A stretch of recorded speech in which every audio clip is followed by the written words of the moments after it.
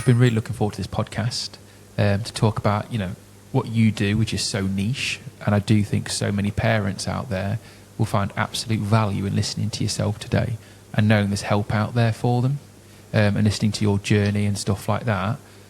So, I've got a strong bit of knowledge about yourself and your background and what you've done. But if you want to start by kind of, I guess, just sharing with people your story, I guess what you did before this, and it kind of will lead on to the rest, I guess. Yes, absolutely. I suppose, Nathan, I always had an interest in specialist provision. I mean, I trained as a teacher initially, and it was always something that I sort of was interested in through my journey of training, and then basically fell into regular mainstream teaching when I first qualified. And I really didn't come back to revisit the whole sort of area of specialist provision properly until I had my first son, who had learning needs. So, and I think because I sort of done a fair amount of child development, I was very conscious. Often with your first child, you've got nothing to compare it to, but because I was with children all the time, I recognised quite quickly that his sort of levels of development, his milestones were all sort of significantly delayed. So I was quite conscious that he was going to need a bit of extra help. So, he started the usual journey like everybody else does, and went into the regular, local primary school for reception. And it was quite evident then that he was really going to struggle. But, mainstream education do a really good job. They try their best. And obviously they take all children who are in their catchment area. So there's not really anybody going to flag up. There wasn't anything majorly visually obvious. So, he was just a little boy who was, considerably behind his peers. And so I sort of struggled in that first bit to sort of try and get that additional help, because obviously it's lots of people will tell you, oh, well, he'll catch up. It's developmental, he'll catch up. I think it came to the point when he sort of turned 7. I was this was told to me again, oh, he'll just catch up. And I had to say, but he's not reading. He's not making any attempt to know any of his sounds. He really is struggling. And sort of, it was like, well, we wouldn't really worry until he's sort of going on to secondary school, at which, of course, my alarm bells were absolutely ringing, because I was thinking, well, he's already so far behind and emotionally was really struggling with the school day. I just thought he's just not going to manage. So I actually, we ended up, I didn't know anything about an EHCP. I didn't know anything about how you would access anything for specialist provision, and I was in education. So I think that, that's quite telling at the time. I think I sought to have an educational psychologist do an assessment of my son, and independently. And then at the same time, I was also beginning to think, I'm not sure mainstream education is for him. I don't really know what is for him, but perhaps I need to retrain myself, because it's looking like I might have to have him at home. And we had 2 younger children as well. So, it was a busy time. I did a little bit of retraining, and it was during that time that we had made the decision to pull him from the primary school and put him actually in a little prep school, because I just thought, well, perhaps maybe just smaller classes, that would help. So we sort of pooled resources and decided that might be a better route for him. And I know lots of parents, if that could be an option, they often sort of take that first course, of action first.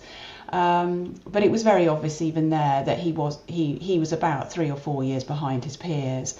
So, we had to make that decision. But it was doing the course actually for me that really, I just remember asking one of the tutors one day that, where is there for my son? Because I'm really conscious that he needs to be in a specialist provision school, and he needs something different from mainstream education. And it just so happened that we were quite close to a specialist provision school, which I was able to go and see, and the journey, that's where our journey started properly, with specialist provision.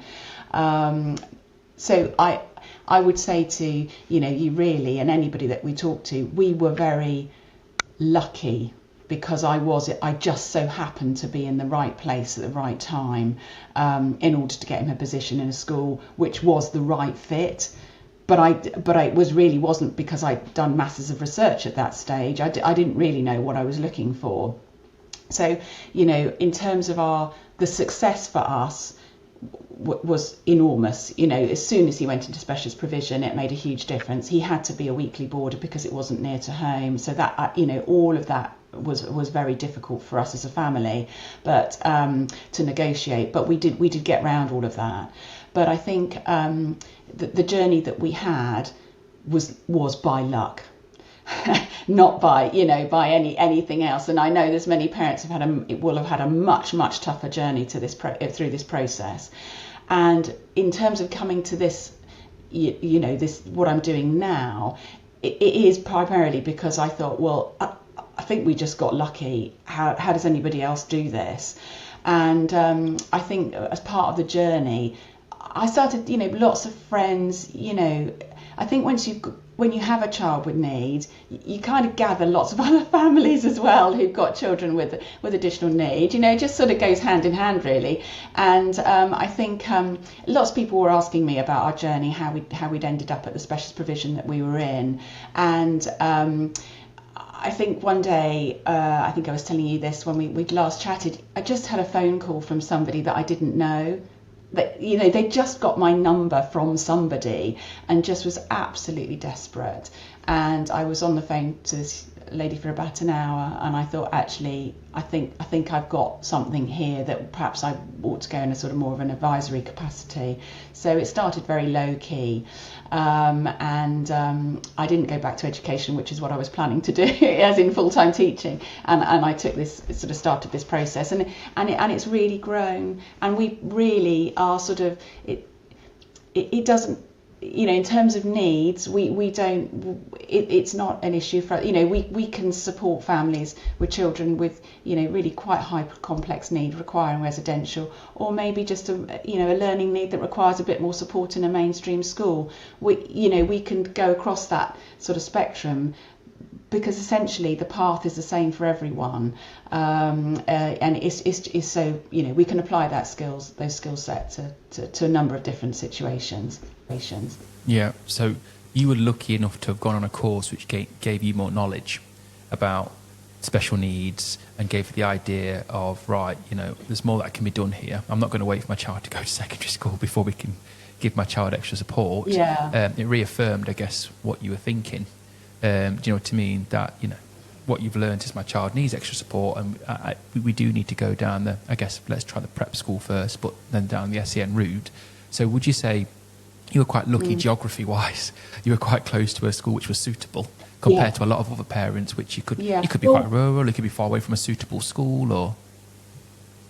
Well, we were probably about an hour from the school, actually, so that's why it required boarding. But I think essentially for families, you know, really this route starts with sort of just, you know, if your child, any child is eligible for an EHCP, lots of people will be told. So an EHCP is an education healthcare plan, and essentially it's a bit like your medical notes. It needs to contain everything that your child, you know, all of their challenges and how they're best met, regardless of where they go to school.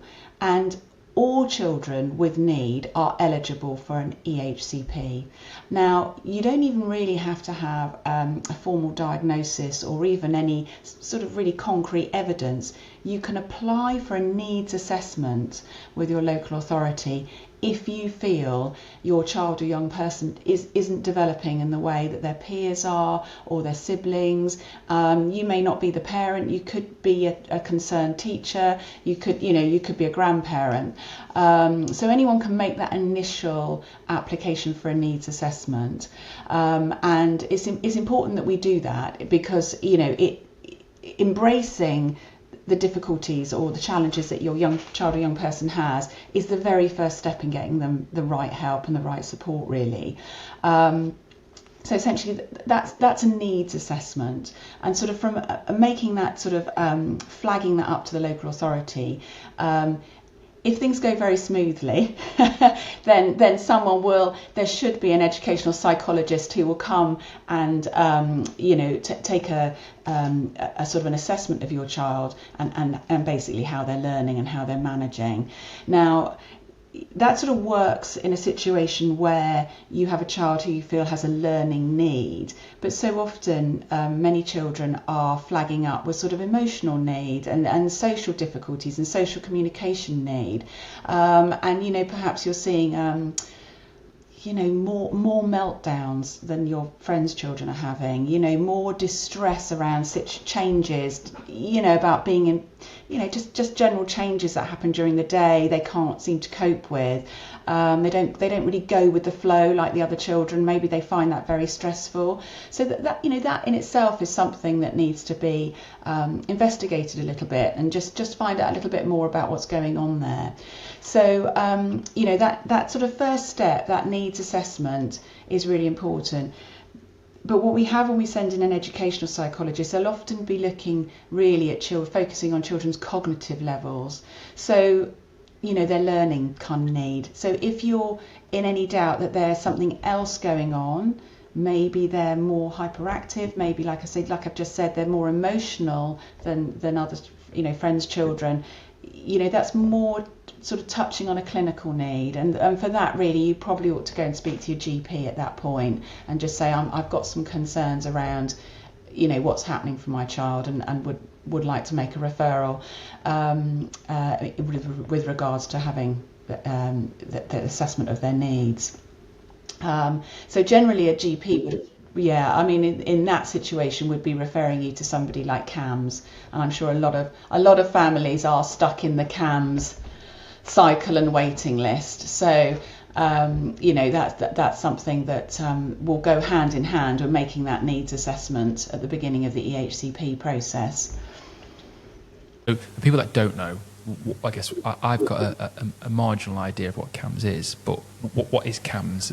What kind of, why would that be where they would go to? Well,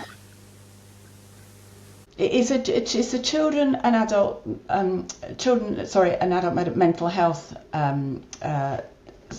service that's provided to, and they will, and through the CAMHS service, when you're looking at children's sort of mental health needs, it will be looking at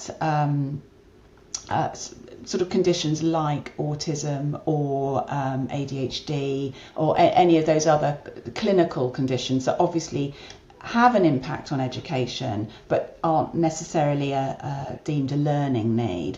So it's sort of making that discrepancy, do you feel your child has more of a learning need, or is it more of a sort of a clinical need, or is it a combination of all of those things, because they do impact on each other. Now many of our families will choose to take the reins themselves. So I would always advocate that you stay in the system. So stay in that system with your GP and whatever the local authority may be able to put in place for you. But if you have the resources to slightly step out of that and get some independent assessments, I think you'll feel more confident about what your child's needs are and how best to manage them. So something like ADHD, a condition like ADHD can be really stressful for a family. It can really impact every member, and the same with autism, because it can be very restrictive in terms of the things you do, the activities you do, because you will find that you've got a child in the family who requires a lot of input, a lot of one-to-one, and it's a lot of energy looking after a child that's got that sort of, that sort of need, really. So the sooner you sort of get that clear about what is going on for your child and why they behave in the way that they do, then you have a much better understanding about how to support them. And generally with independent reports, there is always a section on sort of recommendations. So there's always some self-help, so sort of some self-help strategies, but also just some, just guidance around supporting those behaviours and that need. So, that's sort of really low level stuff, to be honest, Nathan. That's sort of your first sort of inroad in. I think going on then in terms of EHCP, what happens once the local authority have done that needs assessment, if it's deemed that your child requires an EHCP, then that is the point when you really need to get as much information into that EHCP as you possibly can, because they need to be, I think the thing I would say to all families, be very mindful of with your EHCP, it has to be very, it has to be prescriptive, has to be detailed, because like your medical notes, if it's not in there, it's unlikely your child's going to receive that help. So that's what's very important. The EHCP is great if you get one, but it's got to be worth the paper it's written on. It's got to do what it needs to do. I couldn't believe when you told me how important an EHCP is, and I just thought it was a bit of a record of a child, what they get up to and stuff. But when you were clear on about people get all this information together for a case, for whatever, for a child to get more support and funding or access to this, access to that, then if it's not in the EHCP, that's the document. Like you said, it's as important as a medical document. It's a document which proves that certain things have been done, and when there's certain people making certain important decisions, that's what will be mainly referred to. And you need, I guess, it's so important. I personally, I didn't know it was that important. I know a lot of parents know about it, but not the fact that so who puts information into it? Because if I was a parent, so I'm looking at this completely because I'm not a parent, and would I just think, oh, the school will do that, or the doctor will do that, or whoever will do that? Who's responsible? Would you just say who can put stuff in it, or when would you input data in it? I guess is a good question. Yeah, well, I think largely it is down to local authority, but it's obviously the information that you provide to them so that they have a handle on what's happening for your child. So you always have, there's an opening section that you as parents or carers, and in some stages, some children will make a sort of a contribution, but the rest of the sort of EHCP is made up into sections. So there's a section on the special needs, so as in what are the needs. There's also there's a section on how those needs are going to be met and by whom, and there's also a section just on naming a school. So we're involved in section I. We're quite at the end of the process. We come in to do the school naming a school.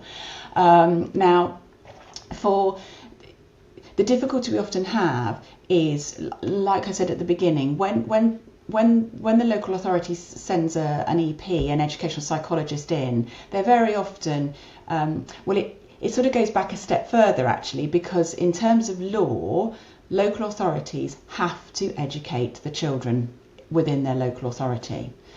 So it's sort of done to an educational sort of bent, if you see what I mean. So when an educational psychologist goes in, they're really considering how your child is managing, really cognitively, how they're managing in the classroom. So you could have a really high functioning child with autism who is managing fine cognitively, but emotionally is not really coping. And although the educational psychologist may make a comment, or they are an educational psychologist, they're not a clinical psychologist, so then they're unable really to put lots of evidence in about the condition in terms of how these children are managing. So it's important that the information that information then filters into the EHCP. So generally you'll receive an EHCP after that assessment, if the local authority agree to issue one, but they would, based on that report, they would use some of the information you may have given them, but they probably it'll be weighted by their local authority EP report.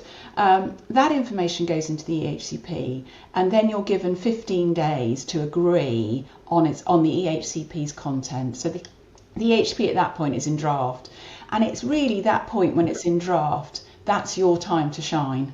You don't have to agree to it at that point. The local authority have agreed to give you one.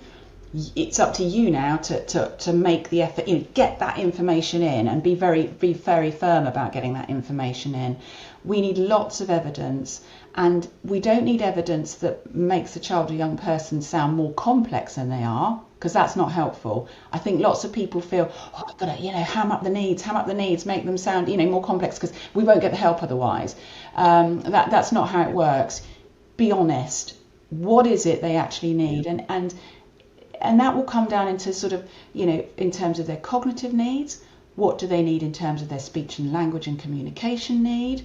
Do they have any occupational therapy needs? And some of these areas, parents don't realise that actually most children have all of these needs. They have all of these needs, because it's how they access the curriculum.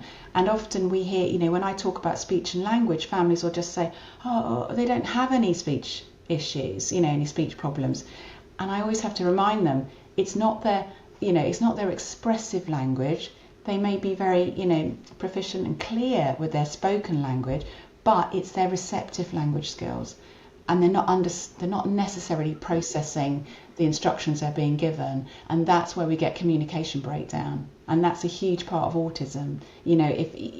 Speech and language is a huge part of the autistic sort of diagnosis.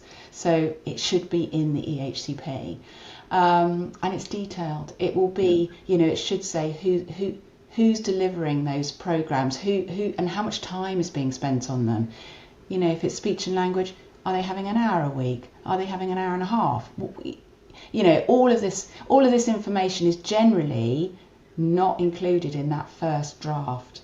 So that's your time to get that information in. Mm-hmm. So if that information isn't in the first draft, so the next question is obvious. You find out through, let's say, meeting someone like yourself, and I guess you would, through coaching parents and consulting parents, ask them these type of questions. How do they get that information in there? Can you add it in at a later date, or would there be another workaround, or what would happen? Well, it would need to go. You'd need to provide that information and take it back to local authority. And I think the thing that the good checkpoint for parents would be looking at that list of recommendations, because when you have reports, they will have those list of recommendations, and it will, and if you are seeking to go down an independent route with professionals, say it is to provide evidence for my EHCP. It's all about the evidence. Because, and now, we have many clients who are using, will use either a legal representative or an advocacy to ensure that all of that evidence is, to sort of fight their corner a little bit. But it is something that you can do yourselves. And there are agencies like EHCP, which is a sort of an independent advisory service for parents, and their website is it's really comprehensive. It's got lots of information on there about how you appeal decisions, how you basically write letters, or what you need to do in order to action to get some of this content into the EHCP. But effectively, when we're doing school searches, it's the evidence in those diagnostic reports that we want to use to help find schools, and it's what parents should use to help find schools. Because if that evidence is in your EHCP, then your evidence will marry up with the school that you choose, and then it's a very solid argument for you to say, well, this is a school, and they've already reviewed. If you can get them to review the paperwork, they've agreed that on paper they can meet need. Then you're sort of on a bit more of a home straight. But essentially, that's it's about marrying up your evidence with the right provision, really. Not every special school will be able to do what you're asking them to do. Which I didn't know until we had our first conversation about the importance of matching to the right special needs school. If I was a parent and, I found my child had special needs, I'd probably look at a school that I've walked around. I like the look of, I like the staff, or it's close or something. But, that's not necessarily going to be the best school to meet the needs of my child. But I didn't never even, I've not had to think about that. But, I guess parents are so emotionally overloaded with a lot of this, stuff. They just kind of, they haven't got the knowledge base, I guess, to pick the right school or how to pick the right school. And I guess that's where you can really help, because you've been through it, and you also help a lot of parents and I guess navigate that. Yeah, I mean, that's right, and I think it is. We're very keen to get. We always call it, our ducks in a row before we start the process. So we want to make sure that families have got that evidence and that they're confident. We're all confident that we've got everything, sorted basically. So we know exactly the needs of the child. We know their challenges. We're very, we know what they're going to need going forwards. And even if it's not all quite at that point included in the EHCP, because that sort of tends to run on over, can run on for months, we can start that school search, or parents can start their school search once they're confident that they know what's going on for their child, because you have a much better idea then about need and about resources in schools. And I think, we often think of, if you're in mainstream and you're making that brave decision, or it feels like a very brave, big decision to come out of mainstream to go into specialist provision, because having done it, I know that feeling, and the sort of comments you get from other parents, which are, why are you doing this? Why would you do this? Why would you not be in mainstream? But I think everybody has a very sort of generic view about specialist provision and what that actually means. And unfortunately, it really isn't like that. I often say, I use the analogy with parents, if you're going to go mainstream's a bit like going to the GP. If you go with a verruca, they're going to treat you. If you go with a heart murmur, they're going to refer you. And that's all we're doing. We're just referring children and young people to professionals who've made it their vocation to teach children who learn differently. And that's it, really. That's it. There's nothing particularly special about it. That's all it is. And often you could be near as quite, schools can often fall into lots of different categories. So you can have a very sort of generic local authority special school, which can suit some children really well. They just need that little bit of extra support, and you'll find there's quite a range of need within that school. However, you may want a specifically a sort of a school supporting autism, for high functioning young people who are going to go on to do GCSEs and A levels. There's all manner of schools out there. It is sort of finding them, and we often sort of think of the generic special school, but actually, that's only one type of school. There's so many others, and so, but obviously you are constrained by where you live, because it's that's one of the issues that we have. But